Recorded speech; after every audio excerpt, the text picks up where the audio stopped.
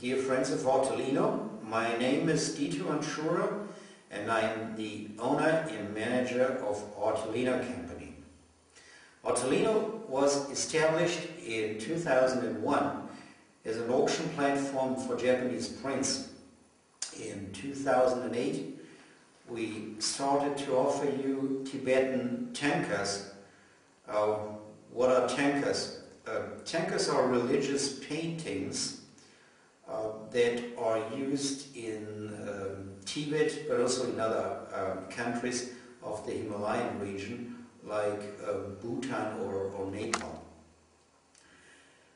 We will have our next auction of Tibetan Thangkas coming February 25, 2009. Well, that is a Wednesday and it will end on March 1st.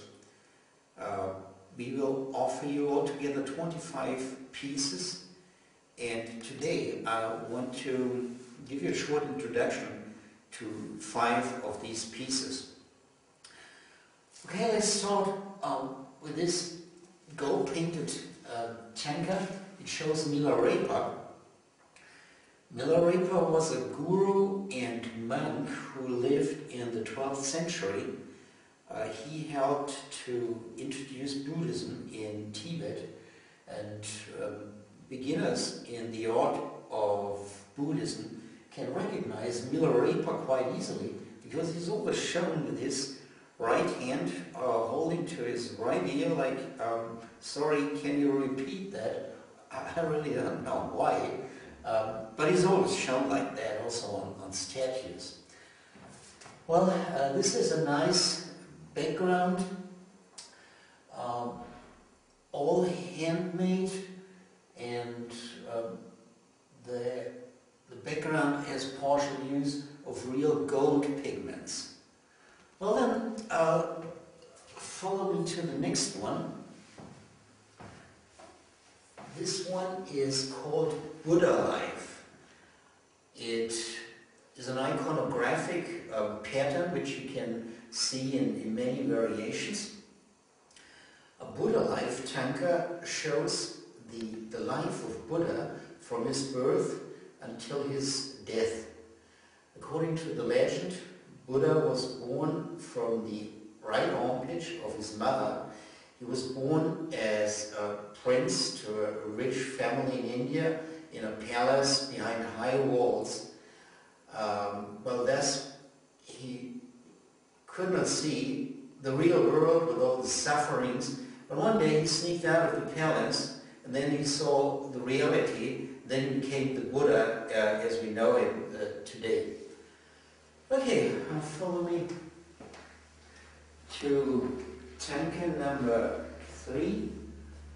So this is a famous goddess that you can see frequently on a thangka. She's called the Green Tara. The Green Tara is a very benign goddess. She helps people to overcome fears and anxieties. You can recognize her quite easily, well, first of all, by the color green. There's also a white Tara, by the way. And then out of her left arm comes out this lotus here. Okay, very nicely painted. And her right leg is not cross-legged, as you can usually see on these depictions. Her right leg is a little bit in kind of ready stance. Like, okay, she wants to be ready to jump up at any moment and help people. Well then, here we have a gorgeous piece. The format is actually quite unusual because usually a thangka comes in portrait format. Well, this one comes here as a landscape format, and it shows the historical Buddha, how he passes into Nirvana. Nirvana is, well, the kind of ultimate paradise for Buddhists. It's the end of all suffering and the end of all rebirths. Well, here, gathered around Buddha are his disciples. They are very elaborate. The painting of them very, very elaborate. It's very fine painting. Also, use of real gold pigments. Lovely. Okay, and here comes our last one.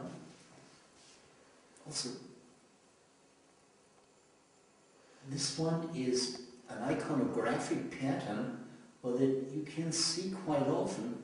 It's called a wheel of life. You see here a huge monster holding a wheel. The wheel has several inner circles. Okay, what is that? It is something like the depiction of good and bad, hell and heaven. Also in Christianity, you have something similar. For instance, in old churches in Italy, you have these murals where there are depictions of hell or heaven. This was a mean to get a message in religion across to people who cannot read and write.